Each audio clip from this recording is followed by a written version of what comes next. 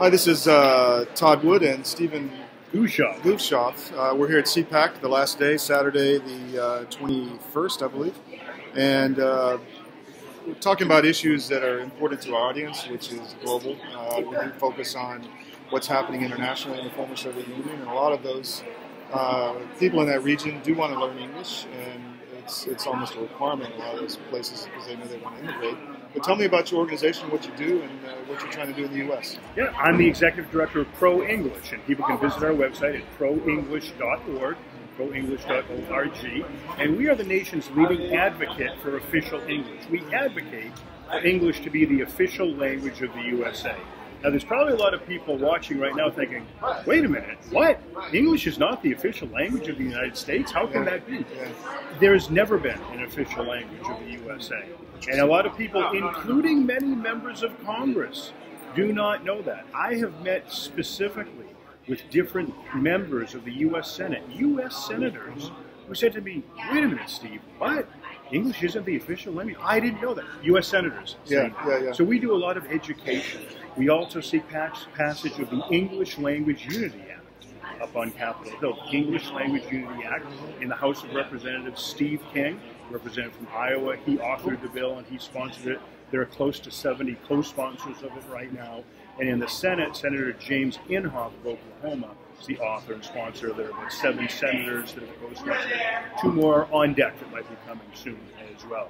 In addition to seeking passage of the English Language Unity Act on Capitol Hill, we also meet regularly at the White House. We've had 5 different meetings in past weeks with different aides, senior legislative aides, to both President Trump and Vice President Pence.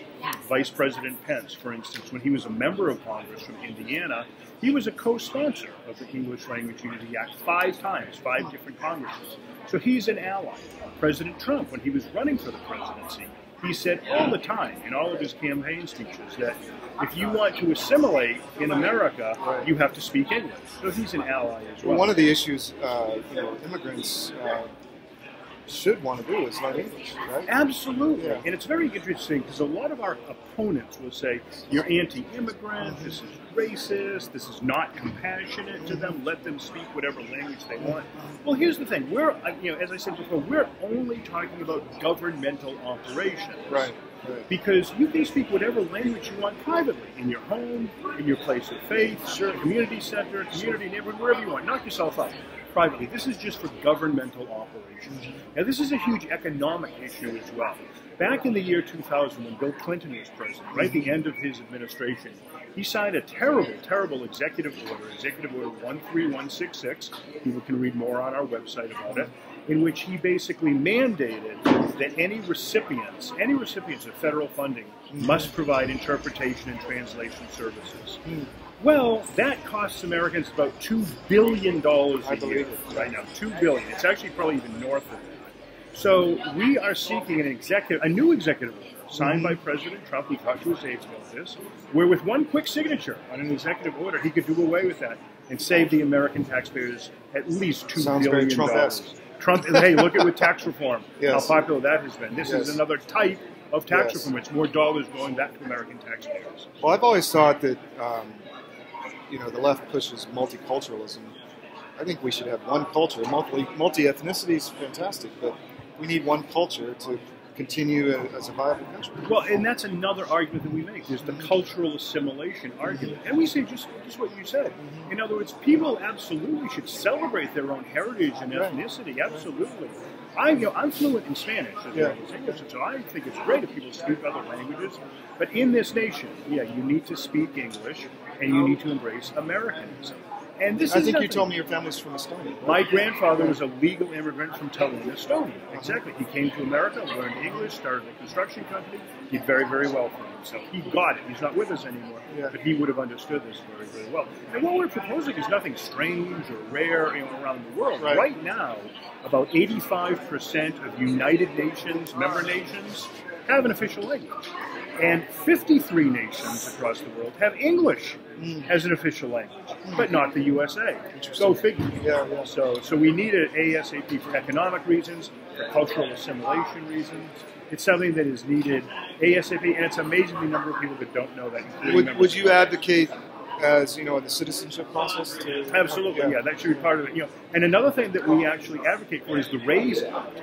The RAISE Act, proposed by Senators Cotton and Perdue, is a merit-based immigration system, and so you would earn points based on your work experience, your education, and also English language proficiency as well. And so we think that being proficient in English is an important part of the immigration process. And again, it's a very compassionate thing. A lot of people say, "Oh, you're not being compassionate to immigrants." No, just the opposite. It helps their life. Exactly. If you become proficient in English, then you're going to get a better job. You're going to earn more money. You're going to support your family better. Yeah, exactly. And so you're not going to have to go on welfare at that point.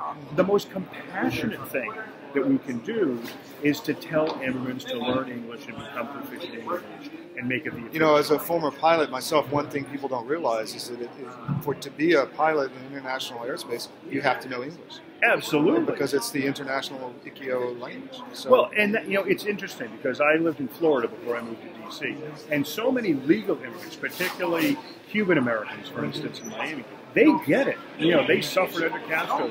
They came to the USA, learned English, did very well academically, very well professionally. They say, what is the problem in the USA? How can you not have English? Because English is the official language of finance and commerce and economy all across the world. Yes. And you can always carve out, reasonable exceptions, again, for if there's some sort of, health crisis or some sort of national security issue where it's imperative that you add a second language just for emergency situations.